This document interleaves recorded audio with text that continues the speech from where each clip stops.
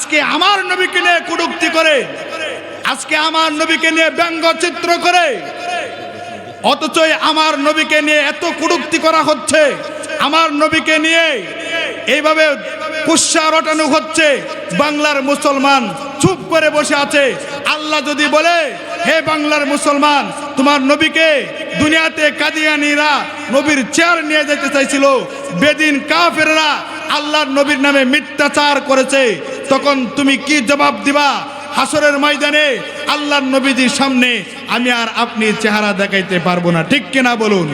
বরঞ্চ পণ আর প্রতিজ্ঞা করতে হবে, যদি আল্লাহর নবীর ইজ্জতের হেফাজত করার জন্য রক্ত দিতে হয় রক্ত দিব, প্রয়োজনে জীবন দিব, তবু আল্লাহর নবীর ইজ্জতের উপরে আক্রমণ হবে, এটা বাংলার মুসলমান সহ্য করবে না, ঠিক কিনা বলো? কিছুদিন আগে আবুল নামক যে সরকার আমার আল্লাহকে কটূক্তি করেছে, আমার আল্লাহকে গালি দিয়েছে, আমি বলে দিতে চাই সরকারকে যে তুমি তাকে গ্রেফতারের নামে নাটক দেখাইবা, তা হবে না। যদি আবুল সরকারকে দৃষ্টান্তমূলক শাস্তি না দেওয়া হয়, তাহলে ৫৬,০০০ বর্গ মাইলের ভিতরে আবারও নতুন করে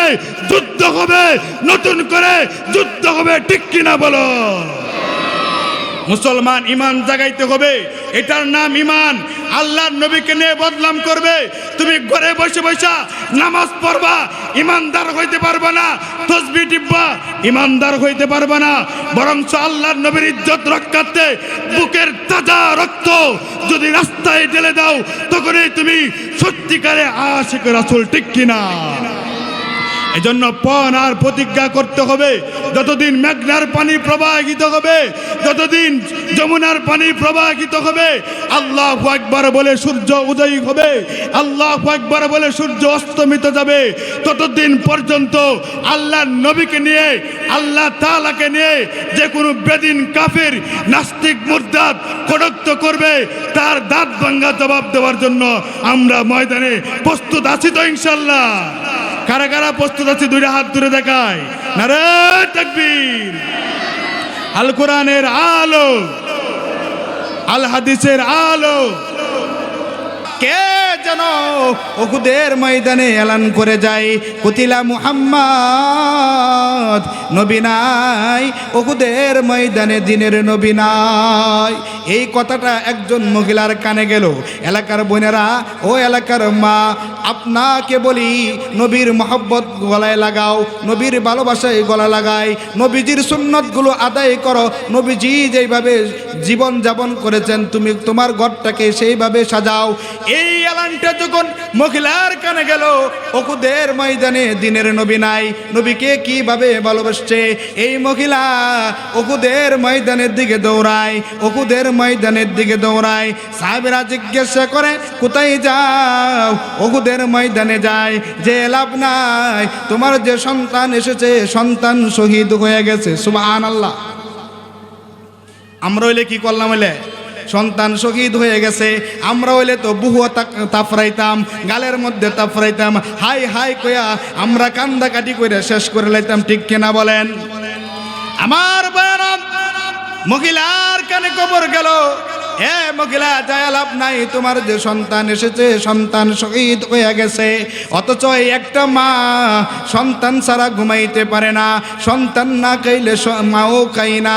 এইরকম মহিলার কানে খবর পৌঁছলো, নবী নাই, খবর আসলো তোমার সন্তান যে এসেছিল যুদ্ধের ময়দানে, সন্তান শহীদ হয়ে গেছে। মহিলা থামে না গো, আবার সামনের দিকে দৌড়ায়। যাওয়ার পরে বলে, মহিলা কোথায় যাও? যে কোনো লাভ নাই, তোমার যে বাবা এসেছিল, বাবাও শহীদ হয়ে গেছে। মহিলা থামে না, আবার সামনের দিকে দৌড়ায়। আবার বলে, মহিলা কোথায় যাও? উহুদের ময়দানে যায়। যে লাভ নাই, তোমার যে কলিজার টুকরা স্বামী এসেছিল, স্বামীও শহীদ হয়ে গেছে। এবার মহিলা ডাক দিয়া বলে, রে সাহাবীরা, সংবাদ পেয়েছি আমার কলিজার টুকরা সন্তান শহীদ হয়ে গেছে, আমার বাবা শহীদ হয়ে গেছে। আরে আমার প্রাণের স্বামী শহীদ হয়ে গেছে। কে শহীদ হইল না হইল জানতে চাই না রে, আগে জবাব দাও গো, উহুদের ময়দানে দিনের নবী জিন্দা আসেনি? আর জোরে বলেন সুবহানাল্লাহ। মহিলা কি বলে আগে জবাব দাও, উহুদের ময়দানে দিনের নবী জিন্দা আসেনি। ভাইরা আমার, এই সাহাবাই কেরাম কিভাবে ভালোবাসা দিয়েছেন। শুধু তাই না, আল্লাহর নবীর মহব্বতে, আল্লাহর নবীর ভালোবাসায় যুদ্ধের জন্য আহ্বান আসছে। সাহাবী যুদ্ধের ময়দানে চলে গেছে, তার ঘরে যে ছোট্ট একটা বাচ্চা আছে, এই বাচ্চার দিকে পর্যন্ত খেয়াল করে নাই, বাচ্চার দিকে পর্যন্ত তাকাই না। কারণ আল্লাহ রাসূল বলেছেন, লা ইউমিনু আহাদুকুম হাত্তা আকুনা আহাব্বা ইলাইহি মিন ওয়ালিদিহি ওয়া ওয়ালাদিহি ওয়ান নাসি আজমাইন। যতক্ষণ পর্যন্ত তোমার সন্তান, তোমার বিবি, তোমার স্ত্রীর চেয়ে, তোমার ছেলে মেয়ের চেয়ে আমাকে বেশি ভালো না বাসবা, ততক্ষণ পর্যন্ত তুমি মুমিন হতে পারবা না। এই ঘোষণা সাহাবায়ে কেরাম ভালো করেই জানতো। এই জন্য আমার ভাইরা, আল্লাহর নবীর পক্ষ থেকে জিহাদের ডাক এসেছে। সাহাবী যুদ্ধের ময়দানে চলে গেছে, ঘরে যে একটা সন্তান আছে, এই সন্তানের দিকেও পর্যন্ত তাকাই না। সুবহানাল্লাহ জোরে বলেন। আমার ভাইরা, শুধু তাই না, এই সাহাবী যখন আল্লাহর নবীর সাথে যুদ্ধের ময়দানে চলে গেছে, তার সন্তান পিছনে পিছনে আসতেছে। সুবহানাল্লাহ বলেন।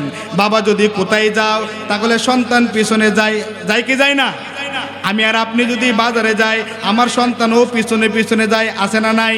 সাহাবী নবীর সাথে যুদ্ধের ময়দানে চলে গেছে, সন্তান পিছনে পিছনে আসে। সন্তান দেখে বাবা তাকাই না, বাবা নবীর সাথে যুদ্ধের ময়দানে চলে যায়। সারাটা দিন সন্তান খেজুর গাছের সামনে দাঁড়ায় রইছে গো, কোন সময় বাবা আসবে, বাবার সাথে সাক্ষাৎ করবে। হঠাৎ করে বিকালবেলা তাকায়া দেখে দূর, বহু দূর দেখা যায় দিনের নবী আসতেছে, মায়ার নবী আসতেছে। এই ছোট্ট বাচ্চা বশির ইবনে উকবা, বশিরের মনে বড় আনন্দ, আমার বাবা আসবে, আমার বাবার গলায় ধরে ধরে আমি বাড়িতে যাব। কিন্তু বশির তাকায়া দেখে গো, সবাই আসে, আমার নবী, বিশ্ব নবীর সাহাবীরা সবাই আসে, কিন্তু বশিরের বাবা উকবা আসে নাই। 7 বছরের বাচ্চা খেজুর গাছের নিচে দালান দিয়ে দাঁড়ায় রয়েছে। সূর্যটা যখন ডুবে ডুবে যাবে,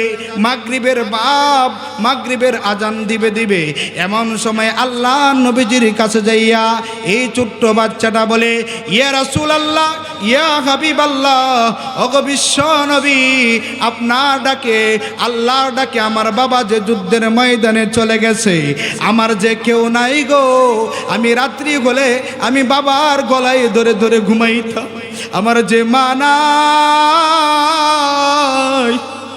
আমার যে বাবা নাই, আমি কার গলায় ধরে ঘুমাবো? ইয়া রাসূলুল্লাহ, আমার বাবাকে একটা বার বোঝার দরকার ছিল না। নবী কোনো কথা বলে না, আবার যায় বলে, নবী আবার চেহারা ঘুরায় নেয়। রহমতের নবী ডাক দিয়া বলে, আল্লাহ, এই ছোট্ট বাচ্চা, 7 বছরের বাচ্চা, আগুন চিনে না, পানি চিনে না, আমি তারে কিভাবে বুঝ দিব? তার বাবা যে যুদ্ধ করে করে শহীদ হয়ে জান্নাতের ভিতরে চলে গেছে, আমি এই বাচ্চাটাকে কিভাবে বুঝ দিব? আমার ভাইরা, এই বাচ্চাটাকে কিভাবে বুঝ দিব? নবী বলেন, বশির ইবনে উকবা রাদিয়াল্লাহু তাআলা আনহু রাত্রি বেলা যাইয়া আল্লাহ নবীর কদম ধরে ধরে বলে, ইয়া রাসূলুল্লাহ, ইয়া হাবিবাল্লাহ, কেন গো কথা বলেন না? রাত্রি হয়ে গেছে, আমার কার গলায় ধরে আজকে রাত্রে ঘুমাবো? আমার যদি মা থাকতো, মার গলায় ধরে ধরে ঘুমাইতাম, আমার যদি ভাই থাকতো, ভাইয়ের গলায় গলায় ধরে ধরে ঘুমাইতাম। আমার যে কেউ নাই, কে আদর দিবে গো, কে আমাকে ভাত খাওয়ায় দিবে, আমার কেউ নাই, আমি কার গলায় ধরে ঘুমাবো। এইভাবে যখন বশির কানতে আসে, আল্লাহর নবী ডাক দিয়া বলে, বশির রে আর কান্দিস না, তোমার আব্বার হারানোর ব্যথাতে আমার নবীর দিলে ব্যথা শুরু হয়ে গেছে। এখন তুমি যদি কান্দো, আমি তোমার বাবাকে এনে দিতে পারবো না, তবে আমি কথা দিলাম রে, আজ থেকে বাকি জিন্দেগির জন্য আমি বিশ্ব নবী তোমার বাবা হয়ে গেলাম। জোরে বলেন সুবহানাল্লাহ। আমার ভাইরা কিভাবে নবীকে ভালোবাসছে, কিভাবে নবীকে মহব্বত করছে। সন্তান কোথায় আছে, সন্তান কোথায় আছে, কোনো তোয়াক্কা করে না। এরা হলো সত্যিকারে আশিকে রাসূল, ঠিক কিনা বলেন? আরো জোরে বলেন। আজকে আমার নবীকে নিয়ে কটূক্তি করে, আজকে আমার নবীকে নিয়ে ব্যঙ্গচিত্র করে, অথচ আমার নবীকে নিয়ে এত কটূক্তি করা হচ্ছে, আমার নবীকে নিয়ে এইভাবে কুৎসা রটানো হচ্ছে। বাংলার মুসলমান চুপ করে বসে আছে। আল্লাহ যদি বলে, হে বাংলার মুসলমান, তোমার নবীকে দুনিয়াতে কাদিয়ানীরা নবীর চেয়ার নিয়ে যেতে চাইছিল, বেদিন কাফেররা আল্লাহর নবীর নামে মিথ্যাচার করেছে, তখন তুমি কি জবাব দিবা? হাসরের ময়দানে আল্লাহর নবীজির সামনে আমি আর আপনি চেহারা দেখাইতে পারবো না, ঠিক কিনা বলুন? বরঞ্চ পণ আর প্রতিজ্ঞা করতে হবে, যদি আল্লাহর নবীর ইজ্জতের হেফাজত করার জন্য রক্ত দিতে হয় রক্ত দিব, প্রয়োজনে জীবন দিব, তবু আল্লাহর নবীর ইজ্জতের উপরে আক্রমণ হবে, এটা বাংলার মুসলমান সহ্য করবে না, করবে না, ঠিক কিনা বলো?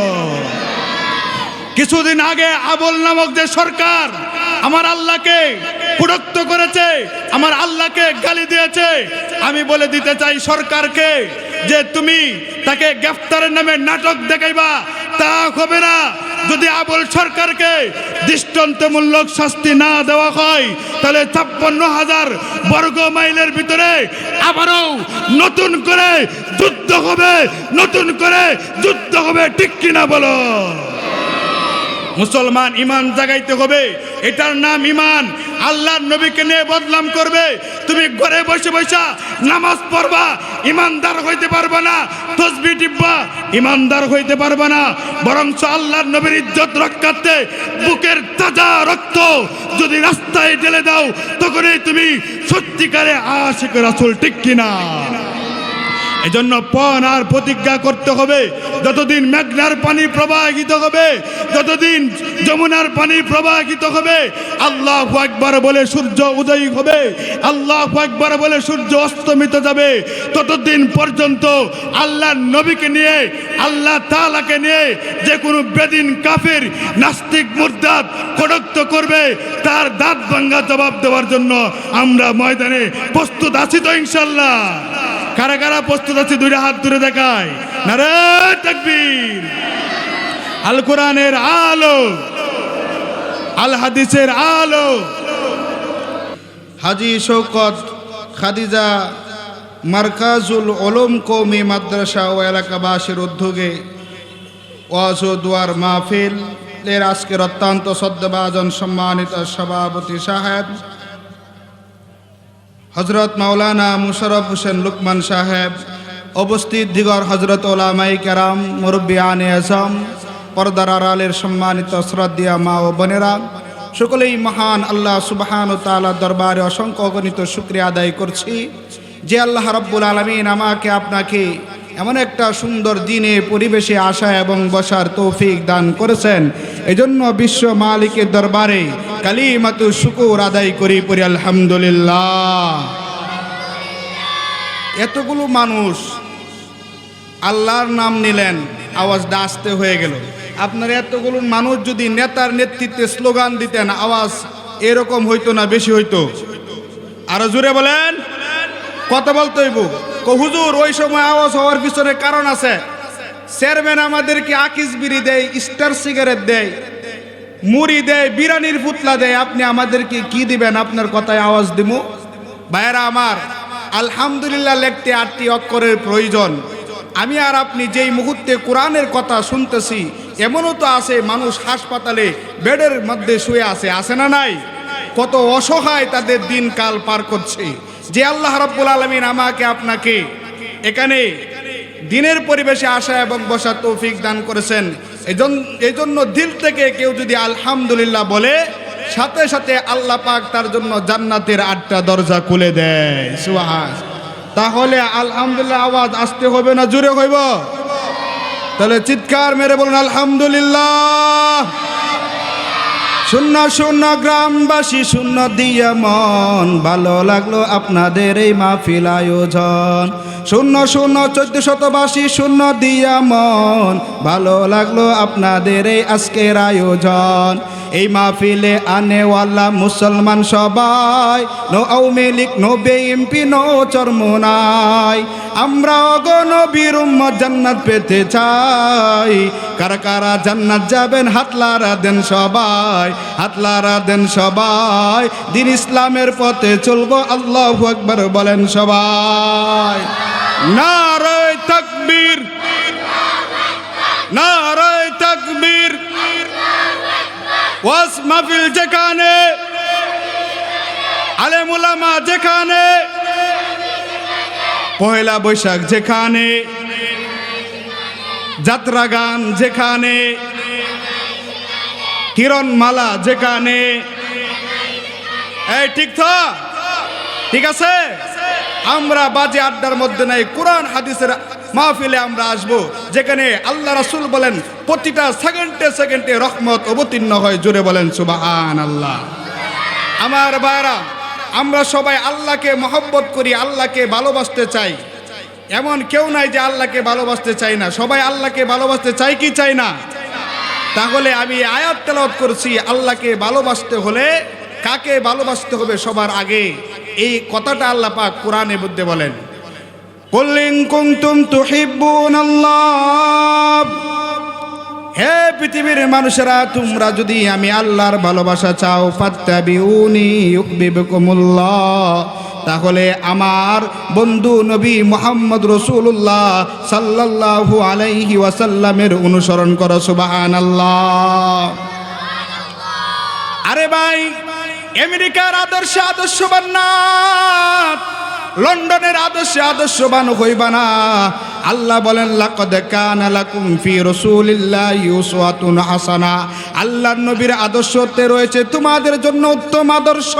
আরে তুমি যদি নবী মুহাম্মদ রাসূলুল্লাহ সাল্লাল্লাহু আলাইহি ওয়াসাল্লামের আদর্শ তুমি যদি গ্রহণ করতে পারো, আল্লাহ বলেন এই নবীর আদর্শ গ্রহণ করবা, নবীজির কালিমা গলায় দিবা, আল্লাহ পাক তোমার জিন্দেগির গুনাহগুলো মাফ করে দিয়া নবীর সাথে তোমাকে জান্নাত দান করবে। সুবহানাল্লাহ।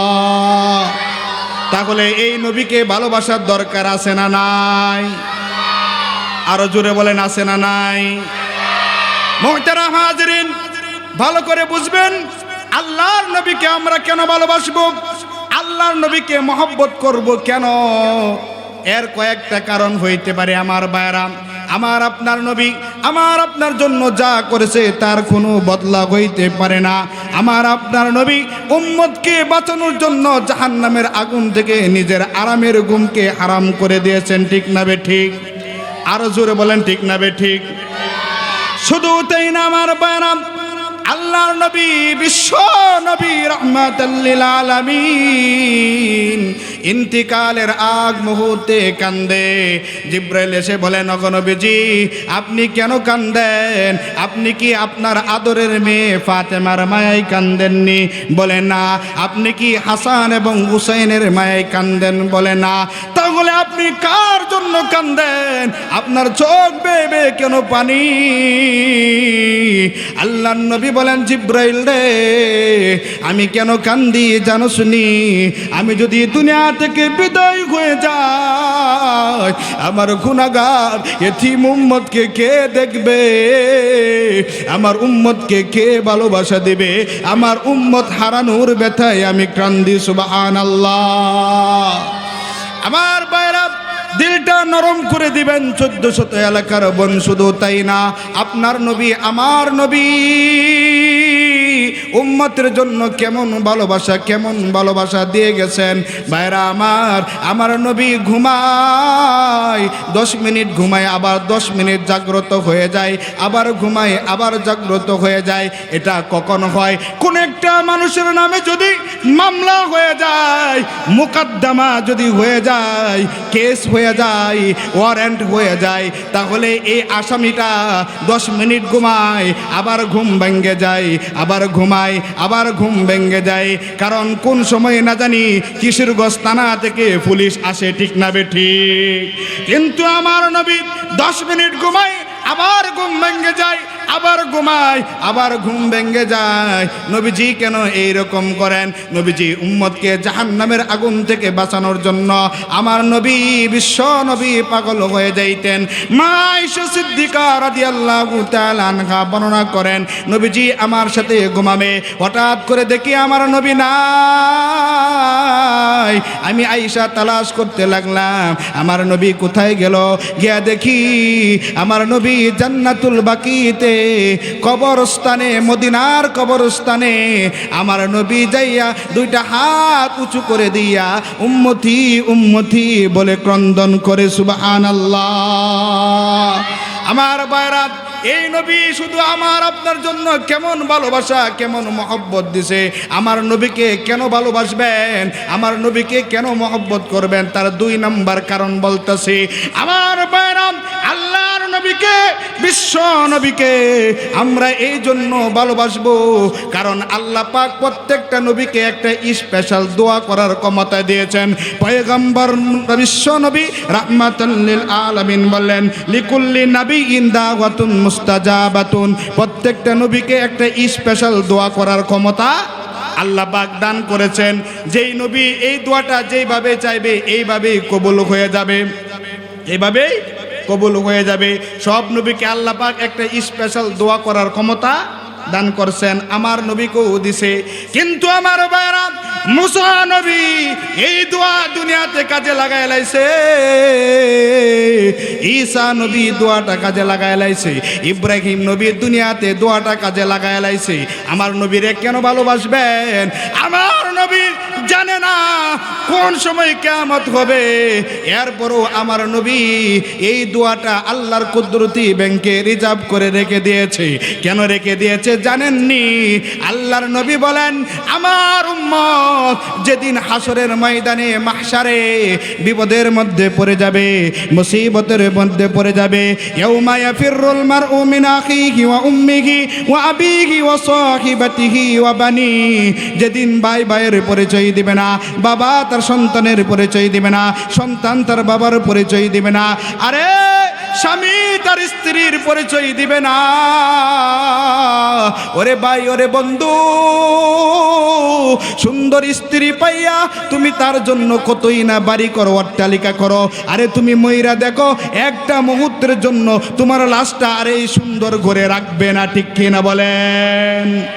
আরো জোরে বলেন, ঠিক কিনা? আমার ভাইরা, ওই কিয়ামতের ময়দানে আপনার বিবির জন্য মাথার ঘাম পায়ে ফেলায়া আপনি এত অর্থ সম্পদ করেছেন, বিবি আপনার পরিচয় দিবে না, সন্তান আপনার পরিচয় দিবে না, কেউ আপনার পরিচয় দিবে না। আল্লাহর নবী বলেন, আমার উম্মত যেদিন বিপদে পড়ে যাবে, ওয়া ইন্নী আনবাতু দাওয়াতান শাফাআতান লিকুল্লি উম্মতি ইয়াউমাল কিয়ামা। আমি বিশ্ব নবী আমার এই স্পেশাল দোয়ার মাধ্যমে আমার প্রত্যেকটা উম্মতকে নিয়ে আমি জান্নাতের মধ্যে চলে যাব। সুবহান। তাহলে এই নবীকে ভালোবাসা আমাদের দরকার আছে কিনা নাই? আর একটু জোরে বলেন, আছে কিনা নাই? এই নবীকে ভালোবাসতে হবে, কম না বেশি? আরো জোরে বলেন। আমার ভাইরা, প্রত্যেকটা নবী জান্নাতের ভিতরে যাবে, যাওয়ার পরে বলবে জান্নাতের রেদওয়ানে, জান্নাতের দারওয়ান, গেটটা খুলে দাও, সময় হয় নাই। তুমি কোন নবী? আমি ইব্রাহিম নবী, চলে যাও। আবার আয়েশা আরেক নবী বলবে জান্নাতের গেটটা খুলে দাও, সময় নাই। তুমি কোন নবী? আমি গোলাম মুসা পয়গম্বর, বলে চলে যাও, সময় হয় নাই। আরেকজন আয়া বলবে জান্নাতের গেটটা খুলে দাও। তুমি কোন নবী? আমি ইব্রাহিম নবী, জান্নাতের গেট খোলার সময় হয় না। কেন গো, কোন সময় সময় হবে? আরে তোমরা কি জানো না নবী মুহাম্মদ রাসূলুল্লাহ যতক্ষণ পর্যন্ত না হবে ততক্ষণ পর্যন্ত জান্নাতের গেট খোলা হবে না। সুবহানাল্লাহ। তাহলে এই নবীকে কম ভালোবাসতে হবে না বেশি ভালোবাসতে হবে? আর একটু জোরে বলেন, কম না বেশি? আরে এই নবীকে যদি ভালো আপনি না বাসেন তাহলে আপনি পরিপূর্ণ ইমানদার হইতে পারেন না। আল্লাহর নবী, বিশ্ব নবী, রাহমাতাল লিল আলামিন হাদিসে বলেন, লা ইউমিনু আহাদুকুম হাত্তা আকুনা হাব্বা ইলাইহি মিন ওয়ালিদিহি ওয়া ওয়ালাদিহি ওয়ান নাসি আজমাইন। যতক্ষণ পর্যন্ত একটা মানুষ তার সন্তানের চেয়ে, তার বাবার চেয়ে, তার মার চেয়ে আমি নবীকে বেশি ভালো না বাসবে ততক্ষণ পর্যন্ত সে ইমানদার হবে না।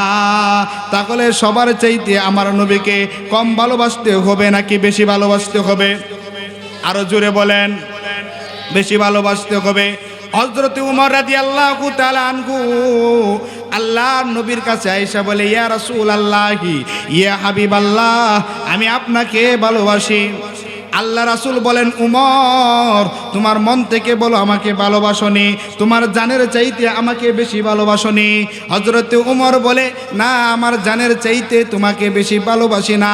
আল্লাহ রাসূল বলেন, উমর এখনো তুমি মুসলমান হও নাই, এখনো তুমি মুসলমান। হ্যাঁ উমর, চিন্তা করে বলো, তোমার জীবনের চাইতে আমাকে বেশি ভালোবাসনি। এরপরে আল্লাহ রাসূল সাল্লাল্লাহু আলাইহি ওয়াসাল্লামের কথার জবাবে হযরত উমর বলেন, ইয়া রাসূলুল্লাহ, ইয়া হাবিবাল্লাহ, আমি চিন্তা ভাবনা করে দেখেছি আমার জীবনের চাইতেও আমি আপনাকে বেশি ভালোবাসি। আল্লাহ রাসূল বলেন, আল-আন, হে উমর তুমি এখন পরিপূর্ণ ইমানদার হয়েছ। জোরে বলেন সুবহানাল্লাহ। তাহলে এই ঘটনা থেকে, হাদিস থেকে কি বুঝলেন? সবচাইতে বেশি ভালোবাসতে হবে কাকে? আল্লাহর নবীকে। জোরে বলেন, কাকে? আল্লাহর নবীকে। আরে মিয়া, নবী চিনতে পারলেন না? আরে যেই নবীকে গাছে চিনে, যেই নবীকে মাছে চিনে, যেই নবীকে জঙ্গলার হিংস্র বাঘ পশু পাখি পর্যন্ত চিনে, কিন্তু দুঃখের কথা হলো উম্মত হইয়া এই নবীকে চিনতে পারলাম। আরো জোরে বলেন। এই ওরা কথা কয় না, আপনারা তো কথা বলেন না। আমরা উম্মত হইয়া নবীকে চিনতে পারলাম। আর যদি চিনতাম তাহলে এত সুন্দর একটা মাহফিল হয়। মাহফিলে তো এখানে এলাকার মানুষ আসলে তো এটা মাহফিল বইরা জাগা লওয়ার কথা না। জোরে বলেন, কথা ঠিক কিনা? তাহলে বোঝা গেল নবীর মহব্বত নাই, নবীর ভালোবাসা নাই। এমনি এমনি নবীর ভালোবাসি। যেখানে মিল্লাত শরীফ আছে সেখানে এক পুতলা জিলাপির লাগিয়া আর এক পুতলা বিরানির লাগিয়া সবার আগে আমরা দৌড়াই, আছে না নাই? তুমি নামে মুসলমান নাকি কামে মুসলমান, তুমি নামে মুসলমান নাকি কামে মুসলমান, নাম রেখেছে আব্দুল শুকুর কলমা জানে না, তুমি নামে মুসলমান নাকি কামে মুসলমান। বিরানি আছে যেখানে উম্মত আছে সেখানে, ঠিক না বে ঠিক? জিলাপি আছে যেখানে আমরা আছি সেখানে, কিন্তু মায়ের বেলা নাই। ভাইয়ারা আমার, আল্লাহ রাসূলকে সবচেয়ে বেশি ভালোবাসতে হবে যেইভাবে ভালোবাসা দিয়েছেন সাহাবায়ে কেরাম, ঠিক না বেঠিক? সাহাবায়ে কেরাম যেইভাবে ভালোবাসা দিয়েছেন সেইভাবে আমাদেরকে ভালোবাসতে হবে। কথা বলেন, ঠিক না বেঠিক? ভাইরা আমার, আল্লাহর নবীকে সাহাবায়ে কেরাম কেমন ভালোবাসা দিয়েছে? কারণ সাহাবীরা আল্লাহর নবীকে চিনতে পেরেছে, আর আমি আর আপনি আল্লাহর নবীকে চিনতে পারি নাই, ঠিক কিনা? তারা নবীকে চিনছে, আর আমি আর আপনি আকিস বিড়ি চিনেছি। যেই নেতা আমাকে আকিস বিড়ি ধরায়া দেয়, স্টার সিগারেট ধরায়া দেয়, সেই নেতার পিছনেই আজকে আমরা দৌড়াই, ঠিক কিনা বলেন? জোরে বলেন, ঠিক কিনা? আরে তুমি দলকে চিনেছো, আরে তুমি দলের সাথে একটা ছবি উঠাইতে পারলে তুমি মনে করো আমি জান্নাতে চলে যাব। এই দলকে মহব্বত করো, দলকে ভালোবাসো, বিদায় তুমি দলকে চিনেছো। আর নবীকে মহব্বত করো না, নবীকে ভালোবাসো না, বিদায় তুমি নবী চিনতে পারো না। ঠিক কিনা বলে?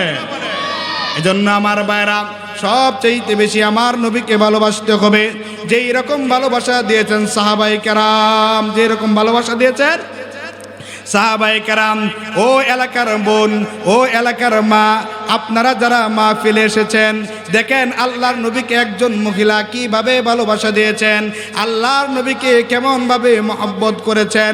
সন্তান কোথায় আছে, ছেলে কোথায় আছে, বাবা কোথায় আছে, স্বামী কোথায় আছে, মহিলা এই দিকে তোয়াক্কা করে না। ইয়া রাসূলুল্লাহ, কে যেন উহুদের ময়দানে এলান করে যায়, কুতিলা মুহাম্মদ, নবী নাই উহুদের ময়দানে, দিনের নবী নাই। এই কথাটা একজন মহিলার কানে গেল। এলাকার বোনেরা, ও এলাকার মা, আপনাকে বলি, নবীর মহব্বত গলায় লাগাও, নবীর ভালোবাসায় গলা লাগায়, নবীজির সুন্নতগুলো আদায় করো। নবীজি যেইভাবে জীবন যাপন করেছেন, তুমি তোমার ঘরটাকে সেইভাবে সাজাও।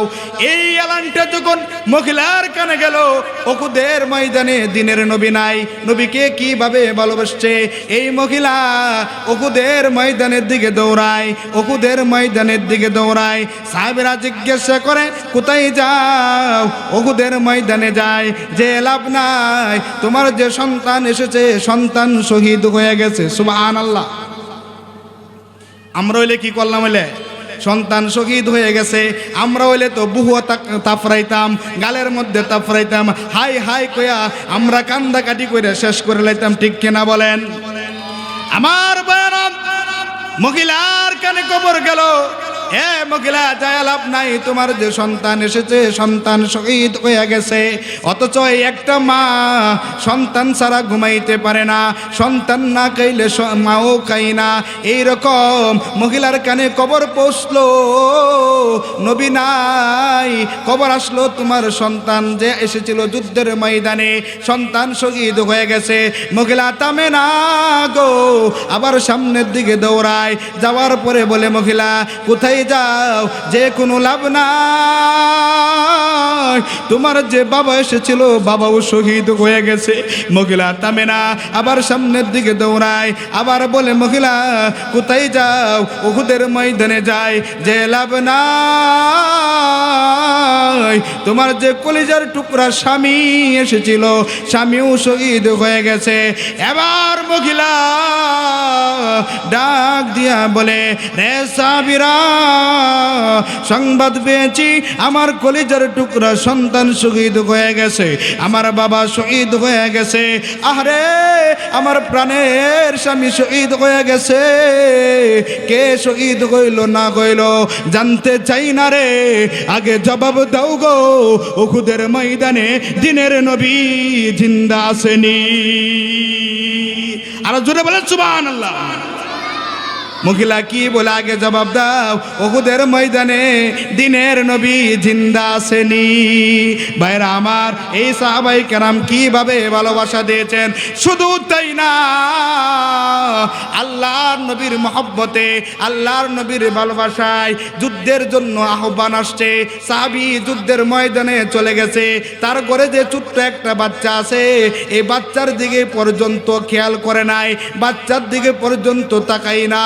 কারণ আল্লাহ রাসূল বলেছেন, লা ইউমিনু আহাদুকুম হাত্তা আকুনা আহাব্বা ইলাইহি মিন ওয়ালিদিহি ওয়া ওয়ালাদিহি ওয়ান নাসি আজমাইন। যতক্ষণ পর্যন্ত তোমার সন্তান, তোমার বিবি, তোমার স্ত্রীর চেয়ে, তোমার ছেলে মেয়ের চেয়ে আমাকে বেশি ভালো না বাসবা, ততক্ষণ পর্যন্ত তুমি মুমিন হতে পারবা না। এই ঘোষণা সাহাবায়ে কেরাম ভালো করেই জানতো। এই জন্য আমার ভাইয়েরা, আল্লাহর নবীর পক্ষ থেকে জিহাদের ডাক এসেছে। সাহাবী যুদ্ধের ময়দানে চলে গেছে, ঘরে যে একটা সন্তান আছে, এই সন্তানের দিকেও পর্যন্ত তাকাই না। সুবহানাল্লাহ, জোরে বলেন। আমার ভাইরা, শুধু তাই না, এই সাহাবী যখন আল্লাহর নবীর সাথে যুদ্ধের ময়দানে চলে গেছে, তার সন্তান পিছনে পিছনে আসতেছে। সুবহানাল্লাহ বলেন। বাবা যদি কোথায় যাও তাহলে সন্তান পিছনে যায়, যায় কি যায় না? আমি আর আপনি যদি বাজারে যাই, আমার সন্তানও পিছনে পিছনে যায়, আছে না নাই? সাহাবী নবীর সাথে যুদ্ধের ময়দানে চলে গেছে, সন্তান পিছনে পিছনে আসে।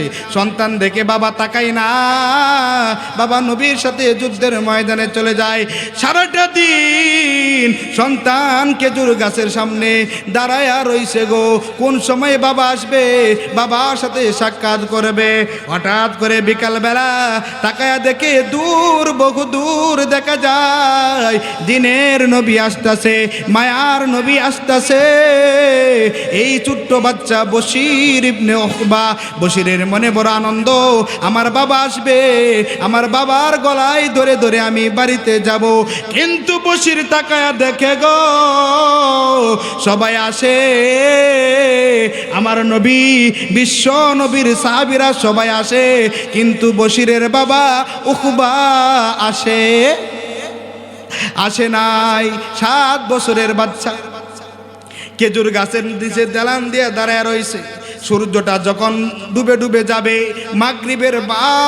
মাগরিবের আজান দিবে, এমন সময় আল্লাহ নবীজির কাছে যাইয়া এই ছোট্ট বাচ্চাটা বলে, ইয়া রাসূলুল্লাহ, ইয়া হাবিবাল্লাহ, ওগো বিশ্ব নবী, আপনার ডাকে, আল্লাহর ডাকে আমার বাবা যে যুদ্ধের ময়দানে চলে গেছে, আমার যে কেউ নাই গো, আমি রাত্রি হলে আমি বাবার গলায় ধরে ধরে ঘুমাইতাম, আমার যে মা নাই, আমার যে বাবা নাই, আমি কার গলায় ধরে ঘুমাবো?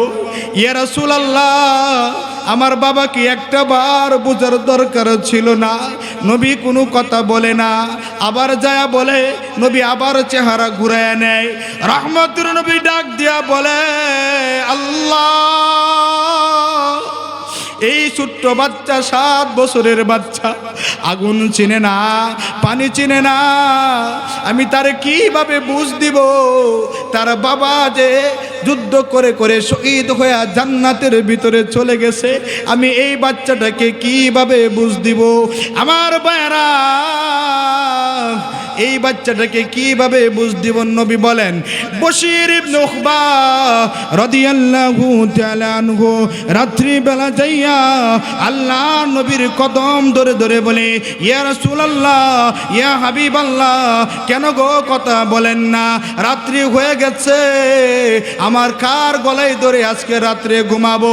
আমার যদি মা থাকতো, মার গলায় ধরে ধরে ঘুমাইতাম, আমার যদি ভাই থাকতো, ভাইয়ের গলায় ধরে ধরে ঘুমাইতাম, আমার যে কেউ নাই, কে আদর দিবে গো, কে আমাকে ভাত খাওয়ায় দিবে? আমার কেউ নাই, আমি কার গলায় ধরে ঘুমাবো? এইভাবে যখন বশির কাঁদতে আসে, আল্লাহর নবী ডাক দিয়া বলে, বশির রে, আর কান্দিস না, তোমার আব্বার হারানোর ব্যথাতে আমার নবীর দিলে ব্যথা শুরু হয়ে গেছে। এখন তুমি যদি কান্দো, আমি তোমার বাবাকে এনে দিতে পারবো না, তবে আমি কথা দিলাম রে, আজ থেকে বাকি জিন্দেগির জন্য আমি বিশ্ব নবী তোমার বাবা হয়ে গেলাম। জোরে বলেন সুবহানাল্লাহ। আমার ভাইরা কিভাবে নবীকে ভালোবাসছে, কিভাবে নবীকে মহব্বত করছে। সন্তান কোথায় আছে, সন্তান কোথায় আছে, কোনো তোয়াক্কা করে না। এরা হলো সত্যিকারে আশিকে রাসূল, ঠিক কিনা বলেন? আরো জোরে বলেন। আজকে আমার নবীকে নিয়ে কটূক্তি করে, আজকে আমার নবীকে নিয়ে ব্যঙ্গচিত্র করে, অথচ আমার নবীকে নিয়ে এত কটূক্তি করা হচ্ছে, আমার নবীকে নিয়ে এইভাবে কুৎসা রটানো হচ্ছে। বাংলার মুসলমান চুপ করে বসে আছে। আল্লাহ যদি বলে, হে বাংলার মুসলমান, তোমার নবীকে দুনিয়াতে কাদিয়ানীরা নবীর চেয়ার নিয়ে যেতে চাইছিল, বেদিন কাফেররা আল্লাহর নবীর নামে মিথ্যাচার করেছে, তখন তুমি কি জবাব দিবা? হাসরের ময়দানে আল্লাহর নবীজির সামনে আমি আর আপনি চেহারা দেখাইতে পারবো না, ঠিক কিনা বলুন? বরঞ্চ পণ আর প্রতিজ্ঞা করতে হবে, যদি আল্লাহর নবীর ইজ্জতের হেফাজত করার জন্য রক্ত দিতে হয় রক্ত দিব, প্রয়োজনে জীবন দিব, তবু আল্লাহর নবীর ইজ্জতের উপরে আক্রমণ হবে, এটা বাংলার মুসলমান সহ্য করবে না, ঠিক কিনা বলো? কিছুদিন আগে আবুল নামক যে সরকার আমার আল্লাহকে কুড়ক্ত করেছে, আমার আল্লাহকে গালি দিয়েছে, আমি বলে দিতে চাই সরকারকে যে তুমি তাকে গ্রেফতারের নামে নাটক দেখাইবা, তা হবে না। যদি আবুল সরকারকে দৃষ্টান্তমূলক শাস্তি না দেওয়া হয়, তাহলে 56,000 বর্গ মাইলের ভিতরে আবারও নতুন করে যুদ্ধ হবে, ঠিক কিনা বলো? মুসলমান ইমান জাগাইতে হবে, এটার নাম ইমান। আল্লাহর নবীকে নিয়ে বদনাম করবে, তুমি ঘরে বসে বসে নামাজ পড়বা, ইমানদার হইতে পারবে না, তসবিহ টিপবা, ইমানদার হইতে পারবে না। বরঞ্চ আল্লাহর নবীর ইজ্জত রক্ষার্থে বুকের তাজা রক্ত যদি রাস্তায় ঢেলে দাও, তখনই তুমি সত্যিকারে আশিক রাসূল, ঠিক কিনা? এজন্য পণ আর প্রতিজ্ঞা করতে হবে, যতদিন মেঘনার পানি প্রবাহিত হবে, যতদিন যমুনার পানি প্রবাহিত হবে, আল্লাহু আকবার বলে সূর্য উদয় হবে, আল্লাহু আকবার বলে সূর্য অস্তমিত যাবে, ততদিন পর্যন্ত আল্লাহর নবীকে নিয়ে, আল্লাহ তাআলাকে নিয়ে যে কোনো বেদিন কাফির নাস্তিক মুরতাদ কটাক্ষ করবে, তার দাঁত ভাঙা জবাব দেওয়ার জন্য আমরা ময়দানে প্রস্তুত আছি তো ইনশাআল্লাহ? কারা কারা প্রস্তুত আছে? দুইটা হাত তুলে দেখায়। নারে তাকবীর। আল কোরআনের আলো, আল হাদিসের আলো,